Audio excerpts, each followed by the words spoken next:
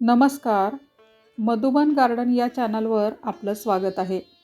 मंडळी, वसंत ऋतूच्या आगमनासाठी लाल गुलाबी फुलांनी नटलेली सावरी अर्थात काटेसावर आपणा सर्वांना माहिती असेल.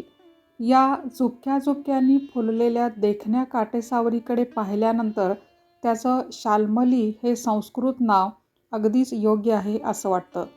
लाल, पिवळा आणि पांढरा अशा 3 प्रकारचा काटेसावर असतो. यापैकी लाल रंग अगदीच कॉमन आहे. पिवळा क्वचित कुठेतरी दिसतो, पण पांढरा मात्र अजूनही बऱ्यापैकी दुर्मिळ आहे. तरीही हे 3ही रंग कुठे ना कुठेतरी पाहायला मिळतीलच. पण जर मी तुम्हाला असं सांगितलं की काटेसावरीच्या एकाच झाडावर मी लाल आणि पिवळा अशा दोन्ही रंगाची फुले पाहिलेली आहेत, तर तुम्हाला खोटं वाटेल ना? तर आजच्या व्हिडिओमध्ये मी घेऊन आले आहे असाच एक दुर्मिळ वृक्ष. दुर्मिळ म्हणजे तज्ज्ञांच्या मते इतका दुर्मिळ की फक्त महाराष्ट्रातच नव्हे तर भारतात नव्हे कदाचित जगातील एकमेव वृक्ष आहे हा. होय, तुम्ही अगदी बरोबर ऐकलत. आत्तापर्यंतच्या माहितीनुसार हा जगातील एकमेव वृक्ष आहे. गेली 2-3 वर्षे काटेसावर फुलण्याच्या काळात सोशल मीडियावर येणाऱ्या बातम्यांमुळे या दुरंगी सावरीबद्दल ऐकले होते, पाहिले होते. यावर्षी मात्र हा वृक्ष प्रत्यक्ष पाहण्याची संधी सोडायची नाही असं ठरवलं आणि निघालो. तर मंडळी, आजच्या व्हिडिओमध्ये आपण काटेसावरीच्या एकाच झाडावर लाल आणि पिवळ्या रंगाची एकत्रितपणे फुललेली फुले पाहणार आहोत. तसंच याचं कारण काय असेल याचीही चर्चा करणार आहोत. या संदर्भातील मला पडलेल्या प्रश्नांची उत्तरे मी अनेक ठिकाणांहून वाचून मिळवली आहेत. ती पुढे आपल्यासमोर मांडणारच आहे. पण त्याआधी जर तुम्ही पहिल्यांदाच माझ्या चॅनलवर आले असाल तर चॅनलला आत्ताच सबस्क्राईब करून बेल आयकॉनवर क्लिक करा, म्हणजे माझ्या पुढच्या व्हिडिओचे नोटिफिकेशन तुम्हाला येत राहील. धन्यवाद. विषय आधीपासूनच माहितीतला असल्यामुळे आता फार काही शोधाशोध करावी लागली नाही. शेनवडे पैकी गुरववाडी, गगनबावडा. साधारण 80-90 किलोमीटर. कोल्हापूर सोडल्यापासून दोन्ही बाजूला काटेसावरची भरपूर झाडे दिसू लागली. माझा हा अत्यंत आवडता वृक्ष आहे.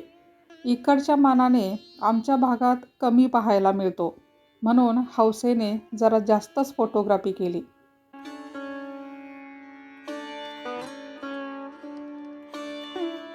इंग्रजी महिन्याच्या डिसेंबर आणि ऋतूप्रमाणे हेमंत आणि शिशिरमध्ये झाडावरची पाने हळूहळू गळून पडतात. छान हिरवागार असलेला हा काटेसावर असो की उन्हाळ्यात फुलणारी निसर्गातील इतर झाडे असोत, त्यांच्याकडे आता अशा अवस्थेत बघवत नाही. कधी एकदा पालवी फुटून सगळं हिरवगार होऊन जाईल असं वाटतं. संपूर्ण धरती अशी निष्पर्ण होऊन जणू वसंताची वाट पाहत असते. सगळ्यांची आपापल्या परीने तयारी सुरू असते आणि अशा वेळी त्या ऋतुराजाच्या स्वागताला सगळ्यात पहिल्यांदा येतो तो काटेसावर.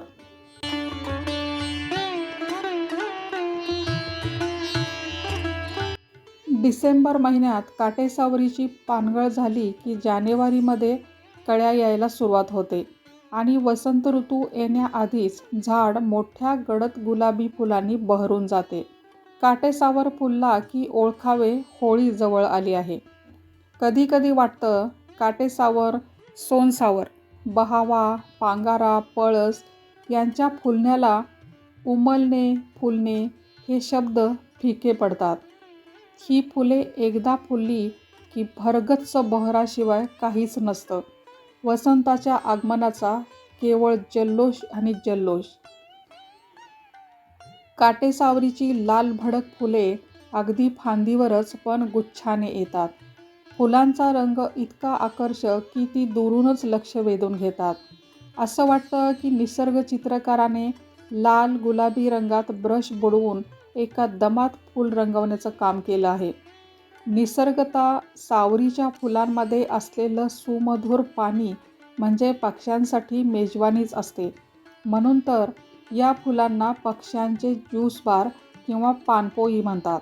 खोडावर लटकलेली आकर्षक जाड रंगाची फुले पक्ष्यांना आकर्षित करतात.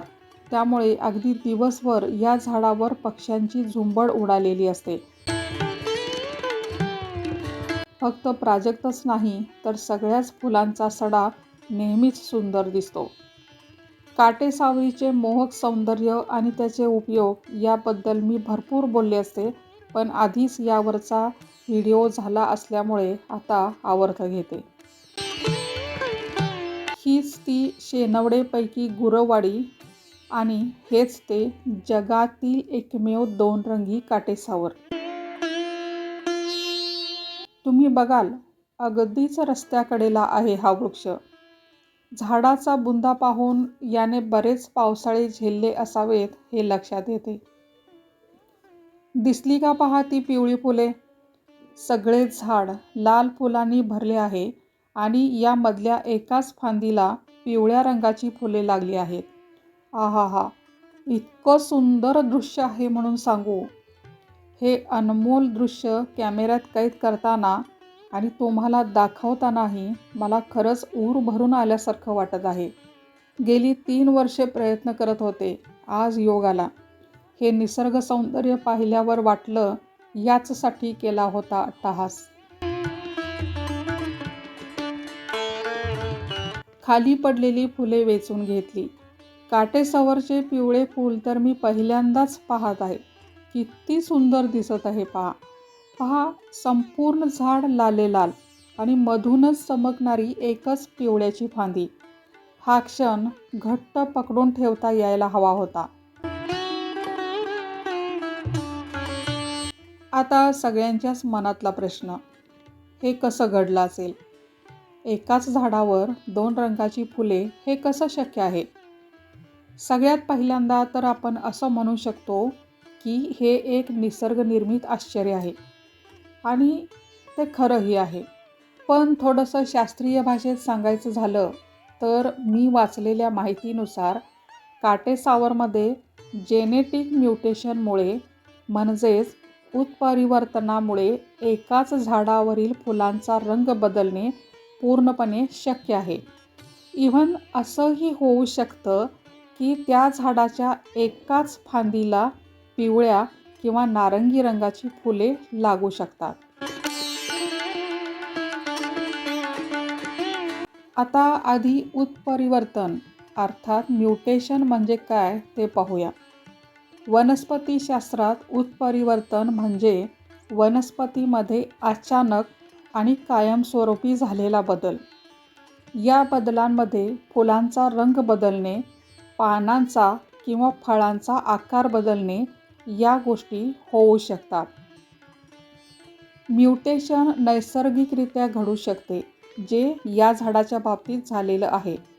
तसंच ते तीव्र अतिनील किरणे, उष्णतेतील चढ उतार किंवा जमिनीतील किंवा इतर रासायनिक घटकांमुळे सुद्धा म्युटेशन होऊ शकते. साध्या भाषेत सांगायचं तर म्युटेशन ही अशी चूक आहे की जी एखाद्या वनस्पतीला वेगळ्या पद्धतीने वागण्यास किंवा दिसण्यास भाग पाडते. संशोधनातून असं दिसून आलं आहे की सावरीच्या फुलांचा रंग एकसारखा किरमिजी लाल नसतो, तर तो गडद लाल, लाल, नारंगी लाल, नारंगी पिवळा आणि पिवळा असा असतो.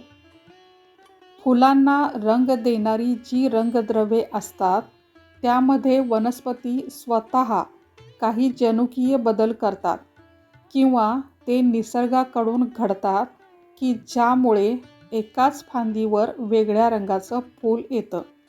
आणि अशाच पद्धतीने या लाल काटेसावरीच्या झाडाला एकाच पिवळ्या फुलाची फांदी आलेली आहे. म्युटेशन फक्त रंग बदलासाठीच होते असं नाही, तर इतर गोष्टींसाठी सुद्धा होऊ शकते. ते म्हणजे बीजहीनता. म्हणजेच सीडलेस लिंबू किंवा द्राक्षे वगैरे तयार होतात तसं. किंवा प्रतिकारशक्ती म्हणजेच झाड रोग आणि ताणाला कसा प्रतिकार करू शकते. तसंच आणखी एक म्हणजे म्युटेशनमुळे फुलाफळांच्या परिपक्वतेचा काळ बदलू शकतो. तर अशा प्रकारे आपण वनस्पतीमध्ये कोणते बदल होतात आणि ते का होतात हे दोन्ही सविस्तरपणे पाहिले आहे. म्युटेशनचा फायदा असा होतो की या वेगळ्या आलेल्या फांद्या कापून किंवा कलम करून लावता येतात किंवा त्याच फांदीवर आलेल्या बिया पेरून त्याच वैशिष्ट्यांसह नवीन झाड तयार करता येते. आज निसर्गात ज्या वेगवेगळ्या व्हरायटीज दिसून येतात त्या याचमुळे. अशाच पद्धतीने नवीन जाती तयार होतात. हे मी जनरल माहितीसाठी सांगत आहे, काटेसावरचे रोप तयार करण्यासाठी नाही. कारण या झाडामध्ये म्युटेशनमुळे झालेल्या बदलामुळे 2 रंगाची फुले लागतात. त्यामुळे याची फांदी किंवा बिया नेऊन लावल्या आणि रोप तयार केले तरीही त्याला अशी फुले येणार नाहीत. उलट पृथ्वीवरील या एकमेव वृक्षाला आपल्याला वाचवायचा आहे. आता शेवटचा मुद्दा, आपल्याला हे झाड वाचवायचं आहे, पण कोणापासून? रस्ता रुंदीकरण करून विकास केला जात आहे त्यापासून. मला अलीकडेच समजलं की कोल्हापूर गगनबावडा रस्ता रुंदीकरणाचे काम चालू आहे आणि त्यामध्ये या दुर्मिळ वृक्षाची कत्तल होण्याची शक्यता आहे. विकासासाठी जे आवश्यक आहे ते जरूर करावे, मात्र जागतिक स्तरावर ओळख असणारा हा दुरंगी काटेसावर अबाधित ठेवून. हा वृक्ष वाचवणे हे प्रत्येक नागरिकाचे कर्तव्य आहे. यापूर्वी वनस्पतीशास्त्रज्ञ डॉक्टर मधुकर बाचुळकर सर यांनी मुख्यमंत्री, वनमंत्री तसेच संबंधित अधिकारी यांना पत्रे पाठवली आहेत. आजच्या व्हिडिओच्या माध्यमातून मी आणि माझ्यासारखेच अनेक निसर्गप्रेमी यांच्याकडून कळकळीची विनंती की तिथले जे कोणी ठेकेदार असतील त्यांना, शासनाला किंवा ज्यांच्या कोणाच्या अखत्यारीत हा वृक्ष वाचवण्याची जबाबदारी आहे त्या सर्वांना विनंती की तुम्हाला जो काही विकास करायचा आहे तो जरूर करा, पण हा दुर्मिळ वृक्ष मात्र वाचवा. कारण हे झाड इतकं महत्त्वाचं आहे की याला जागतिक वारशाचा मान मिळू शकेल. आपल्यासाठी खरं तर ही अभिमानाची गोष्ट आहे. निसर्गाने अनावधानाने आपल्या पदरात हे दान टाकलं आहे, तर त्याचं रक्षण करायला हवं. शक्य असल्यास थोड्या अंतरासाठी रस्त्याचा मार्ग बदला. वडाच्या झाडाला जसा कट्टा बांधतात तसा बांधा हवं तर, किंवा तिथं एखादं छोटंसं मंदिर बांधा, जेणेकरून त्या ठिकाणाला थोडंसं धार्मिक महत्त्व प्राप्त होऊन ते झाड जपलं जाईल. पण या पृथ्वीवरील एकमेव दुरंगी काटेसावरीला जीवदान द्या. धन्यवाद.